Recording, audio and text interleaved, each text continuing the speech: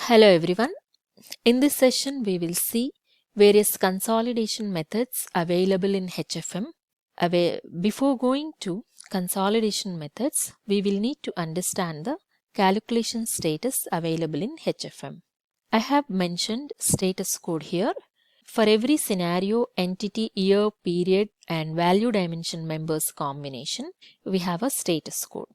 OK means none of the data changed. If it is a base level entity, calculations, translations are completed. If it is a parent entity, consolidation is also completed. Metadata, rules, everything remains same. OKSC means consolidations are completed, but there might be a rule change or metadata property change after the consolidation. OKND means consolidations are completed. There is no data in that particular entity. CH means calculation required for that particular entity, data is changed. CHND means needs calculation, there is no data. And similarly, translation, TRND means needs translation, no data. CN and CNND, CN is consolidation is required. This is available at parent level only. CNND means consolidation required, no data. The status is available at parent level only. Locked means entity consolidation or calculation translations are completed and the entity is locked. No data means there is no data loaded in the entity. There are three types of consolidation methods available in HFM. So when we run consolidate all, it will run for all entities. It will run for entire hierarchy. And the next one is consolidate all with data.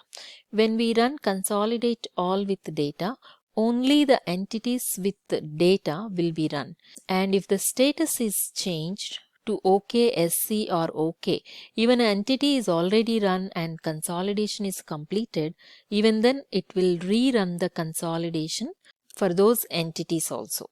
Next option is consolidate. It will not recalculate the entities with no data, OK or OKSC statuses.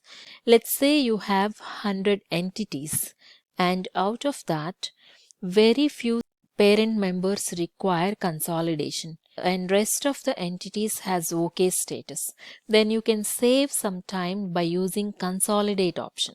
If there is a system change and you want to get the status OK for all entities, at that time use consolidate all with data. You know that if there is a rule change or metadata property change, then you have to go with consolidate all with data. Why do we need to use consolidate all then?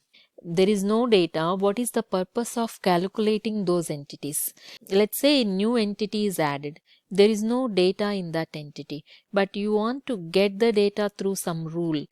At that time, you have to run consolidate all. So what is the purpose of getting the data through rule?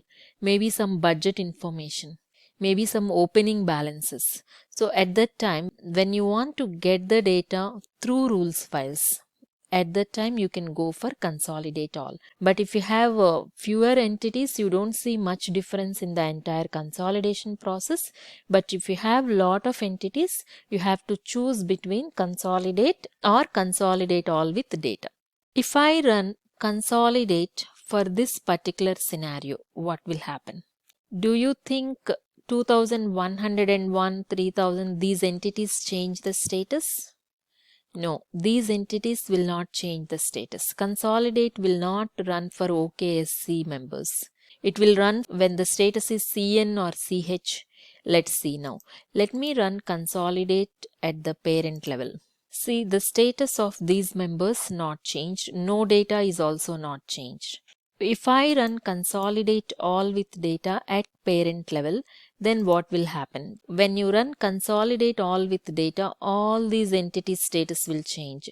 This is okay, fine, but still it will recalculate. When I run consolidate all with data, it will recalculate 2100 and all the entities with OKSC and OK also. But it will not touch 3200. So let's run this now. Consolidate all with data. So now other than 3200, everything else is changed. Now if I run consolidate all at the parent level, what happens? Including 3200, every entity will be rerun irrespective of the status. Let me run consolidate all now. Out of all these three options, consolidate all takes more time, but if you want clean status on each and every entity, you can run that. And the second reason to run consolidate all is if you want to get the data through rules files, then you can use that. Now coming to alternate hierarchies, there is one issue here. Now the main hierarchy is done, the status is okay, and here main hierarchy has 4100 as the child, and the same child exists under alternate hierarchy. Now the alternate hierarchy parent is changed to CN. Now if I run consolidate all with data on this particular alternate hierarchy, notice the problem now. Refresh the process control. Now see, the alternate hierarchy status is changed. Now the main hierarchy status is changed back to consolidation required. Let me run consolidate all with data again on the main hierarchy. And now refresh the data in data process control. Now see the status on alternate hierarchy. You can run consolidate all or consolidate all with data or any of the three options on the main hierarchy as we discussed now. But on the alternate hierarchy, you have to use consolidate option. So then only the status will remain same in the main hierarchy. Now see, the consulting parent has OK. So when you have alternate hierarchy, please make sure you use consolidate option on the alternate hierarchy. Thank you for watching. We'll see you in next session.